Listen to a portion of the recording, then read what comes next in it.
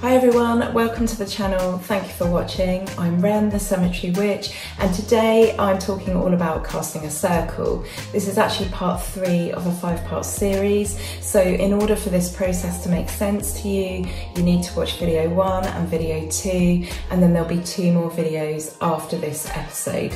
So it might be an idea to subscribe to me if you haven't already. So without further ado, let's jump right in.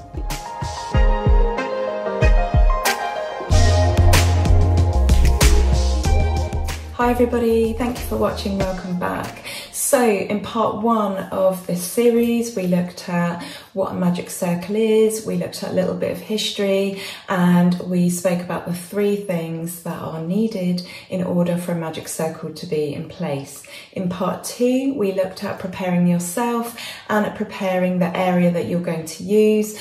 The goal behind this is to create an appropriate space for magic, which is cleared of any mundane, unwanted, unnecessary or negative energies, and also to do the same for our body as well, our physical body, our mental body, our spiritual bodies. So we're looking at preparing ourselves, getting ourselves into that magical mindset, ready for magic, and also cleansing the body as well, again, to get rid of any mundane energies, any unwanted energies, and just basically preparing yourself for the process of stepping into this appropriate space and performing magic, maybe meeting any gods or any deities, and just generally preparing yourself and having everything ready. So the third part of this process, once all of that has been done, and again I would urge you to watch those 2 videos before so that this entire process makes sense,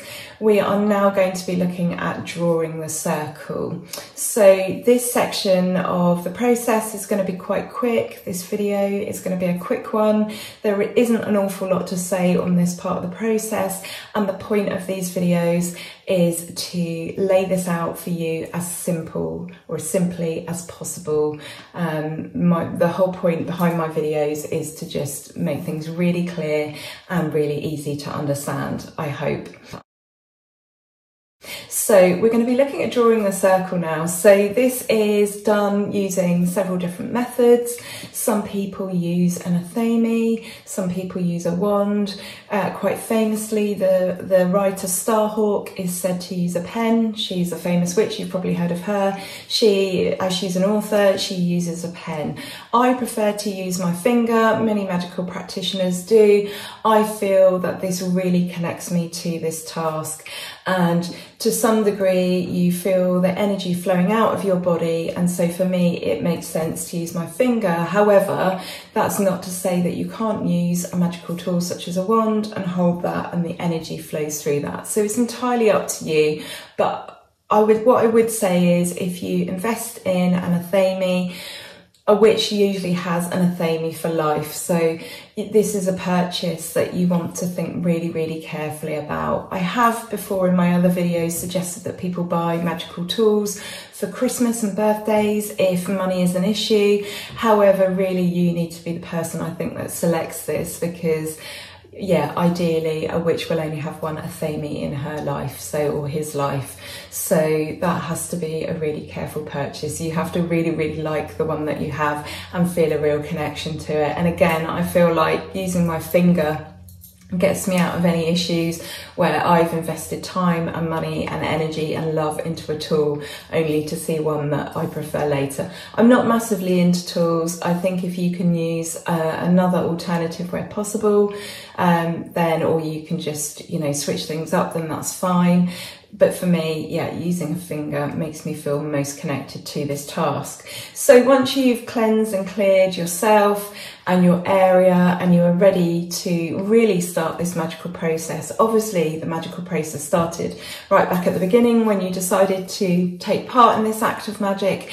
But I kind of consider the drawing out of the magic circle, I suppose, the part where things really get exciting and I'm really starting to take part in it. Obviously, consecrating your items, ready to cleanse your magic circle. Some people might feel like that's the beginning.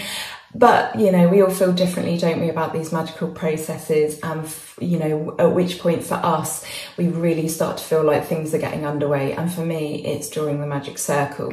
So we start in the north, and we hold out our finger or our athame or our wand or our stang or our staff, whatever it is we're using to draw the magic circle. We hold that out in front of us and at chest height. Now, you would see a blue or an electric sort of white blue flame come out, and you're going to see this come out as you move around. All I want to say on this is traditionally I've been taught that it's a blue or a blue-white flame. However, I think that this bit is open to some degree of sort of artistic license here. If you feel that it is more like a violet coloured flame, I don't think that matters. If you feel that it's a yellow flame and that is protective of you and your magic, again, I don't feel that that matters. Perhaps you work with Reiki, and at the end of your Reiki session, you clear everything away and put it into a violet flame, and you feel that that is the colour that kind of works with you and you can relate to, and you feel is protective, then see it as a violet flame. Traditionally, it's a blue or a blue-white flame, but I do feel that there is some space here for a little bit of sort of artistic element. And also, we're each individual, aren't we, as witches? Our magical correspondences, the connections we feel, the relationships we forge, are all very different to each other. So that's my personal view. I'm sure there, you know, will be someone out there who will disagree with me, and there'll be a reason why it's a blue or a blue-white flame that perhaps I'm not aware of. But in my experience, I feel that that's okay. The important thing here is drawing the circle, seeing that be done, visualizing that and feeling that in your heart, and making these intentions that it's going to support you and protect you and channel your magic. So I see an electric blue flame, but I do really feel that this part is up to you.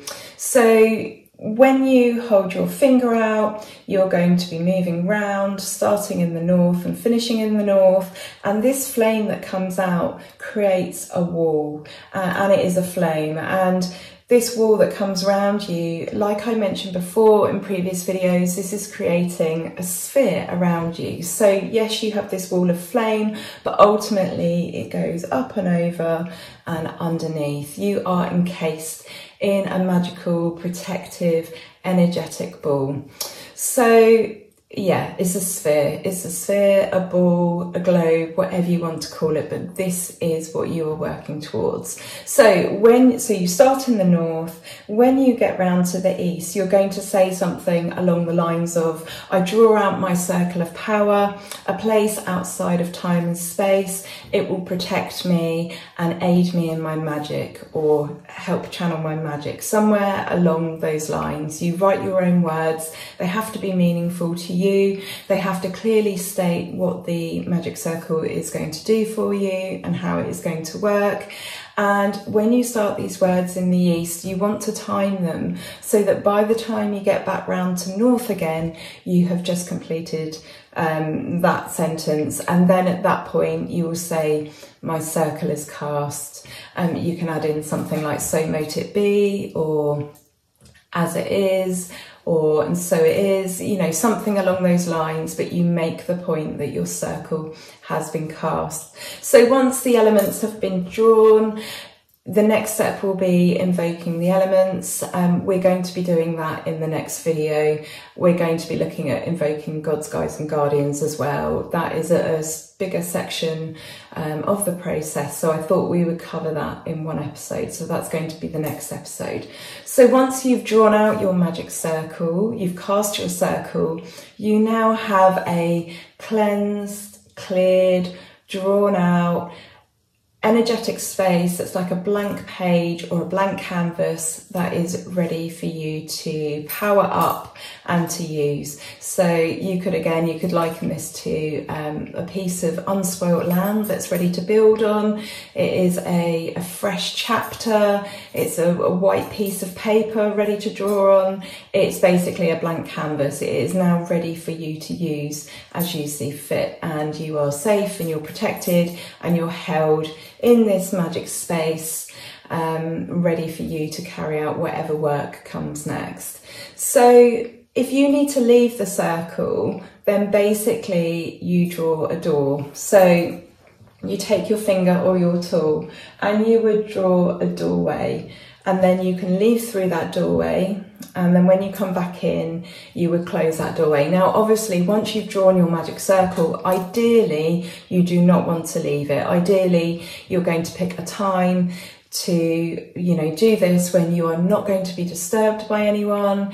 You've taken your watch off, you don't have a watch on inside a magic circle. I know some people have watches that can, you know, give them telephone calls. I'm thinking of like iPhones, iWatches and stuff like that. You hopefully will not be expecting a knock at the door or any kind of issue that's going to distract you or detract from this moment. However, it does happen. So you might be working in the daytime and you're not expecting a knock at the door, but then, you know, you do get a knock at the door and you have the feeling that it's important. You would not cast a magic circle and aim to be doing any sort of magic if you know that the postman is definitely bringing you a parcel. I mean, I guess you can draw a door and leave the magic circle and go and attend to that, but it's not very magical. You're not using your concentration and your energies and your power and, you know, properly. And I would say to some degree you're not giving the magic circle and the act of magic the proper reverence and respect that it deserves. So obviously things happen. You might need to leave the magic circle, but ideally you would not, you know, you would not be casting one and putting yourselves in one unless you were expecting to stay within it. But it's not the end of the world if you need to leave it, and that is how you would do it. So starting at the left, you go along, you go up, across the top of the door and downwards. So yeah, that's where we're at. You've drawn your magic circle, and next you're going to be filling it with power. You're going to be invoking the elements, and you are going to be inviting any gods, guides and guardians into your magic circle next. So if you haven't watched part 1 and part 2 already, go and watch them now and watch them in order, and then watch this one again, and then you will get a sense of the process. And it's a really good idea to practice all the elements of casting a circle. It's not a complex thing, but there are lots of little parts to it. So if you practice those bits one at a time and get those down and get them done so that they're natural and they're flowing, and then add on a bit each time and get to the point where this all becomes second nature, then the process of doing it will feel really magical and spiritual, and you'll be able to concentrate on the activities that you are going to take part in once you've cast that magic circle. So yeah, this just takes lots and lots of practice, and you want to keep the words the same. So your words that you use when you're drawing the circle, or the words that you use when you're invoking gods, guides and elements, any part of this process, really you want to have the same every time that you do it, so that it becomes second nature to you, so that it becomes easier and easier, and then you can really immerse yourself in the experience and obviously in the work that you will carry out once you have created the circle. So that might be a spell or a ritual, that might be doing some tarot reading or some sort of communion with any deities, any gods, guides and guardians. So obviously it's really good to get this mechanics stuff sorted and clear in your mind. So yeah, thank you for watching. If this has been helpful to you, then please subscribe if you haven't already. I will be back soon with part 4 and part 5. Part 5 is going to conclude this series, and please let me know in the comments if this has been helpful to you, and if you've got any questions, then pop them down below as well. All right, thanks for watching. Take care for now. Lots of love. Bye.